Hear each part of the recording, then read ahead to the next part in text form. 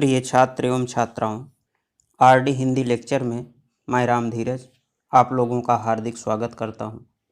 आज से हम लोग अपने हिंदी की पाठ्यपुस्तक में संग्रहित संस्कृत खंड का अध्ययन प्रारंभ करेंगे। हमारे संस्कृत खंड में कुल मिलाकर के 9 पाठ हैं, जिनमें से इस समय लॉकडाउन को देखते हुए 2 पाठ सिलेबस से हटा दिए गए हैं। ये 2 पाठ हैं, एक तो दूसरा ही पाठ है अन्योक्त विलासः और उसके बाद छठा पाठ है केन किम वर्धते। इन 2 पाठों को छोड़कर शेष 7 पाठों का अध्ययन हमें करना है। अब हम ये एक बार पुनः समझ लेते हैं कि हमारे संस्कृत खंड से प्रश्न किस तरह पूछे जाएंगे। तो एक तो संस्कृत गद्यांश अथवा पद्यांश का संदर्भ सहित हिंदी में अनुवाद पूछा जाएगा, जो 4 अंक का होगा। इसमें 1 नंबर का संदर्भ और 3 नंबर का हिंदी अनुवाद के लिए अंक निर्धारित है। ये प्रश्न नंबर 4 के अंतर्गत पूछा जाएगा। हालांकि इसके पहले ये प्रश्न नंबर 6 के अंतर्गत पूछा जाता था। इसके अलावा प्रश्न नंबर 6 के 2 खंड होंगे, का और खा। खंड का में संस्कृत के निर्धारित पाठों से कंठस्थ एक श्लोक लिखने के लिए आएगा, जो इस प्रश्न पत्र में ना आया हो। इसके लिए 2 अंक हैं। खंड खा में संस्कृत के निर्धारित पाठों पर आधारित 2 अति लघु उत्तरीय प्रश्नों के उत्तर हमें संस्कृत में देने होंगे और यह भी 2 अंक का होगा। तो आप लोग इस बात का ध्यान रखिएगा कि अपनी कॉपी में जो भी पाठ पढ़िएगा, पहले उस पाठ के पूरे शब्दार्थ को लिख लीजिएगा और उन्हें याद कर लीजिएगा, ताकि अनुवाद करने में किसी तरह की दिक्कत ना हो। तो हम आज अपना पहला पाठ शुरू करते हैं। हमारे पहले पाठ का शीर्षक है वाराणसी, जिसमें वाराणसी नगर की विशेषताओं को बताया गया है। इस पाठ को बताने से पूर्व मैं इसका संदर्भ बताना चाहूँगा। इसका संदर्भ इस तरह से लिखा जाएगा: प्रस्तुत संस्कृत गद्यांश हमारी पाठ्यपुस्तक हिंदी के संस्कृत खंड में संकलित वाराणसी नामक पाठ से लिया गया है। ये इसका संदर्भ होगा। संदर्भ लिखते समय आप लोग ये ध्यान रखिएगा कि संस्कृत खंड के जिन पाठों का संदर्भ हमें लिखना होता है, उसमें हमें केवल पाठ का नाम बताना होता है, उसमें रचयिता या लेखक का नाम नहीं बताना होता है। और संदर्भ के बाद जो दूसरी हेडिंग डाली जाती है वो हिंदी अनुवाद की होती है। कुछ छात्र भूलवश इसमें भी व्याख्या हेडिंग डाल देते हैं, जो गलत होता है। हमें यहाँ व्याख्या नहीं करनी है, हमें इसका हिंदी अनुवाद करना है। तो संदर्भ के बाद हमेशा हिंदी अनुवाद की हेडिंग डालें। आइए हम पहला पैराग्राफ देखते हैं। वाराणसी सुविख्याता प्राचीना नगरी। वाराणसी सुविख्यात यानी अत्यंत प्रसिद्ध प्राचीन नगर है। वाराणसी प्रसिद्ध प्राचीन नगर है। इयम विमल सलिल तरंगाया गंगाया कूले स्थिता।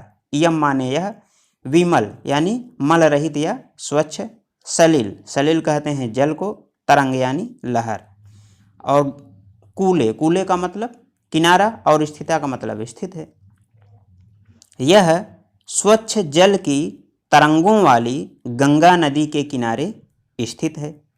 अस्याह घट्टा नाम वलयाकृति है, पंक्ति है, धवलायाम चंद्रिकायाम बहुराजते। अस्याह इसके, घट्टा नाम घाटों की, वलयाकृति है घुमावदार आकृति वाली, पंक्ति है सीढ़ियाँ, धवल, धवल का अर्थ है स्वच्छ या सफ़ेद, चंद्रिकायाम यानी चांदनी की, बहुराजते बहुत सुशोभित होती है। और इसके घाटों की घुमावदार आकृति वाली सीढ़ियाँ चंद्रमा की सफ़ेद चांदनी में बहुत सुशोभित होती हैं। अगणिता है यानी असंख्य, पर्यटका है सैलानी या पर्यटक, सुदूरेभ्य दूर दूर के देशों से, नित्यम प्रतिदिन, अत्र यहाँ आयन्ति आते हैं। और असंख्य या अनगिनत पर्यटक दूर दूर के देशों से प्रतिदिन यहाँ आते हैं।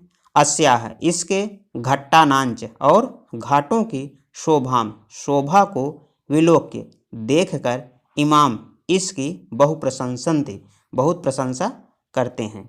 और इसके घाटों की शोभा को देखकर इसकी बहुत प्रशंसा करते हैं। अगला पैराग्राफ है, वाराणस्यां प्राचीन कालादेव गेहे गेहे विद्यायाः दिव्यम ज्योति द्योतते। वाराणस्याम यानी वाराणसी में, प्राचीन कालादेव प्राचीन काल से ही, गेहे गेहे घर घर में, विद्यायाः विद्या की, दिव्य ज्योति द्योतते यानी अलौकिक ज्योति प्रकाशित होती है। वाराणसी में प्राचीन काल से ही घर घर में विद्या की दिव्य ज्योति प्रकाशित होती है। अधुनापि यानी अधुना यानी आज, अपि भी आज भी, अत्र यहाँ, संस्कृत वाग्धारा सततम प्रवहति। संस्कृत वाग्धारा यानी संस्कृत वाणी की धारा सतत यानी निरंतर प्रवहति प्रवाहित होती है। अधुनापि अत्र संस्कृत वाग्धारा सततम प्रवहति, आज भी यहाँ पर संस्कृत वाणी की धारा निरंतर प्रवाहित होती है। जनानाम ज्ञानंच वर्धयति, और लोगों के ज्ञान को बढ़ाती है। अत्र अनेके आचार्याः मूर्धन्याः विद्वांसः वैदिक वाङ्मयस्य अध्ययने अध्यापने च इदानीं निरताः। अत्र यहाँ पर अनेक आचार्य और मूर्धन्याः विद्वांसः यानी मूर्धन्य विद्वान या प्रकांड विद्वान, वैदिक वाङ्मयस्य यानी वैदिक साहित्य के, अध्ययन के लिए, अध्यापन और अध्यापन के लिए, इदानीम इस समय भी, निरताः लगे हुए हैं। कहने का तात्पर्य है कि आज भी यहाँ पर अनेक आचार्य और मूर्धन्य विद्वान वैदिक साहित्य के अध्ययन और अध्यापन में इस समय भी यहाँ लगे हुए हैं। न केवलम भारतीयाः अपितु वैदेशिकाः गीर्वाण वाण्याः अध्ययनाय अत्र आगच्छन्ति निःशुल्कं च विद्या गृह्णन्ति। न केवल भारतीय अपितु वैदेशिकाः यानी विदेशी भी, गीर्वाण वाण्याः, गीर्वाण वाण्याः यानी देववाणी संस्कृत के अध्ययनाय अध्ययन के लिए, अत्र यहाँ, आगच्छन्ति आते हैं, निःशुल्क च विद्याम गृह्णन्ति और निःशुल्क विद्या ग्रहण करते हैं।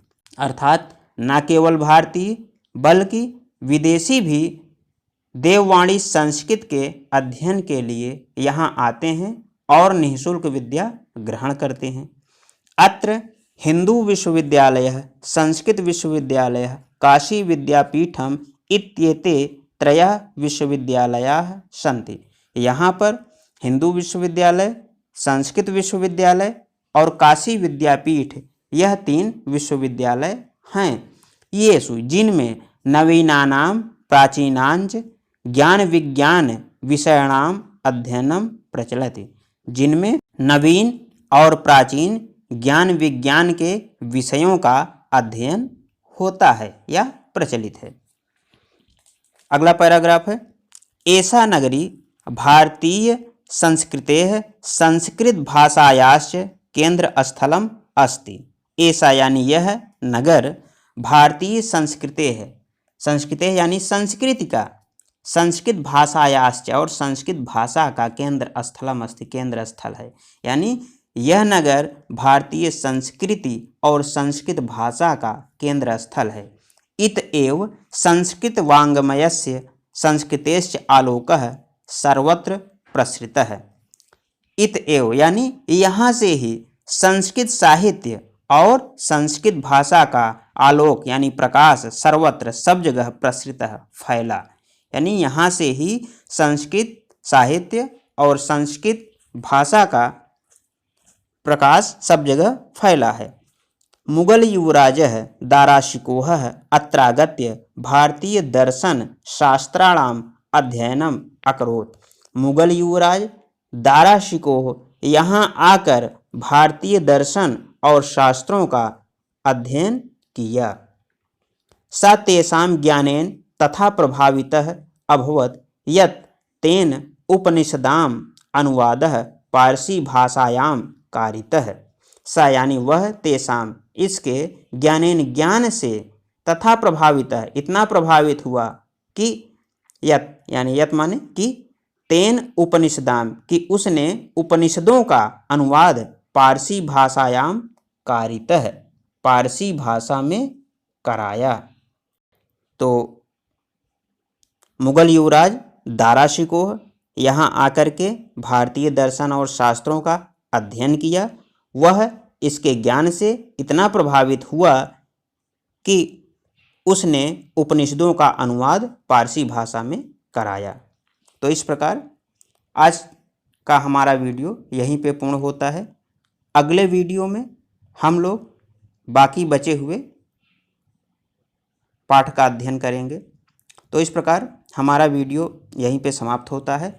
अगले वीडियो में बाकी बचे हुए पाठों का, इस प्रकार हमारा यह वीडियो यहीं पे समाप्त होता है। अगले वीडियो में हम शेष बचे पाठ का अध्ययन करेंगे और इसी के साथ संस्कृत के इस पाठ पर आधारित जो अति लघु उत्तरीय प्रश्न हैं उन्हें भी देखेंगे। तब तक के लिए धन्यवाद।